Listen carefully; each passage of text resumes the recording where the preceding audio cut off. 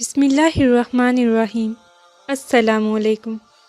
مکہ معظمہ سے شمال مشرق کی سمت 3 میل کے فاصلے پر واقع غار، اس کے مقابل جبل شبیر نامی مشہور پہاڑ ہے۔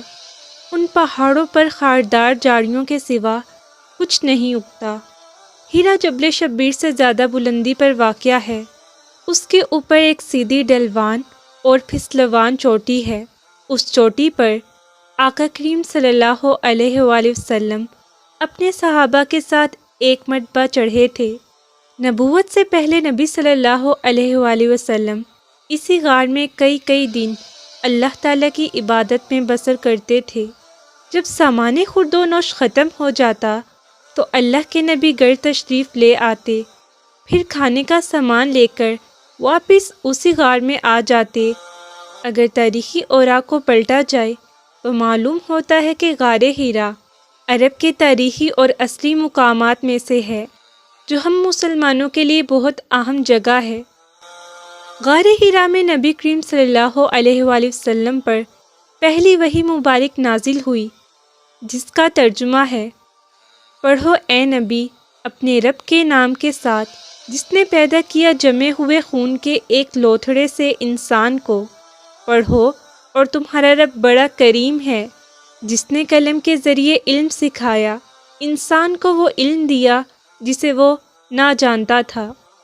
جب پہلی وحی کا نزول ہوا تو آپ صلی اللہ علیہ وآلہ وسلم کی عمر مبارک 40 برس تھی اور رمضان المبارک کی 27ویں تاریخ تھی۔ بقول ابن حزم نبی کریم صلی اللہ علیہ وآلہ وسلم یاد الہی کے لیے غار ہیرا میں تشریف لے جاتے۔ اگر اس غار کے تاریخی منظر کو دیکھا جائے تو معلوم ہوتا ہے کہ اسے جبل نور بھی کہا جاتا ہے، یعنی کہ روشنی کی پہاڑی یا پھر روشنی کا پہاڑ۔ جبل نور پہاڑ غار ہیرا کے لیے مشہور ہے۔ غار ہیرا جو مکہ شریف سے کچھ کلومیٹر دور واقع ہے، قدیم زمانے سے ہی ایک اہم تاریخی مقام رہا ہے۔ اس غار کو اسلامی تاریخ میں ایک بہت اہم مقام تصور کیا جاتا ہے، کیونکہ اس کا قدیمی تعارف اس طرح ہے کہ اس مقام کو حزم الہم نامک یونانی تاریخی کتابوں میں بھی ذکر کیا گیا ہے۔ اس کا نام ہیرا جواہرات سے آیا ہے۔ قرآن کریم میں متعدد بار غار ہیرا کا ذکر آیا ہے۔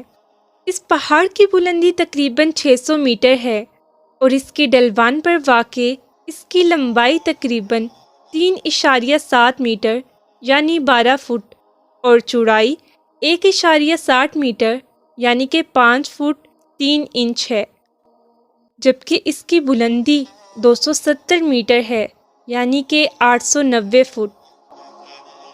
غار ہیرا کی تعمیر کے بارے میں اگر کوئی ثبوت تلاش کریں تو معلوم ہوتا ہے کہ یہ غار فطری طور پر بنایا گیا تھا۔ یہ ممکن ہے کہ غار کو پہلے لوگوں نے استعمال کیا ہو، لیکن یہ بھی ممکن ہے کہ یہ غار خالی پڑی تھی۔ غار کا اندرونی حصہ بہت سادہ ہے، اس میں کوئی سجاوٹ نہیں ہے۔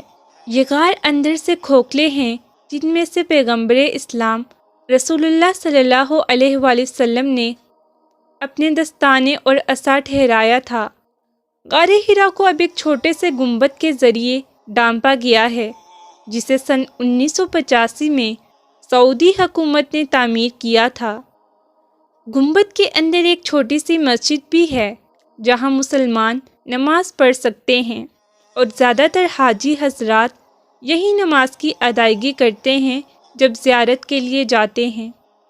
غار ہیرا کی اہمیت کا پہلا اثر اسلام کی بنیاد رکھنے میں ہوا۔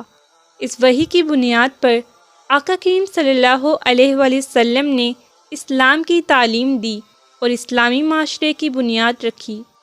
غار ہیرا نے دیکھا جائے تو 3 اہم ادوار دیکھے۔ پہلا دور وہ تھا جب اللہ کے نبی نے غار ہیرا میں خلوت اختیار کی اور 40 برس تک عبادت کی، یعنی کہ وحی سے پہلے۔ دوسرا مقدس دور وہ تھا جب رسول اللہ صلی اللہ علیہ وآلہ وسلم کو اپنی پہلی وحی ملی تھی۔ تیسرا اور سب سے زیادہ اہم دور یہ وہ دور تھا جب اللہ کے نبی نے اپنے صحابہ کرام رضی اللہ عنہوں کے ساتھ غار حرا کی زیارت کی تھی۔ سامعین، غار حرا ایک یادگار مقام ہے جو پیغمبر اسلام حضرت محمد صلی اللہ علیہ وآلہ وسلم کی زندگی اور اسلام کی تاریخ کی یادگار ہے۔ یہ ایک مقدس مقام ہے جو ہر مسلمان کے لیے احترام کا مقام ہے۔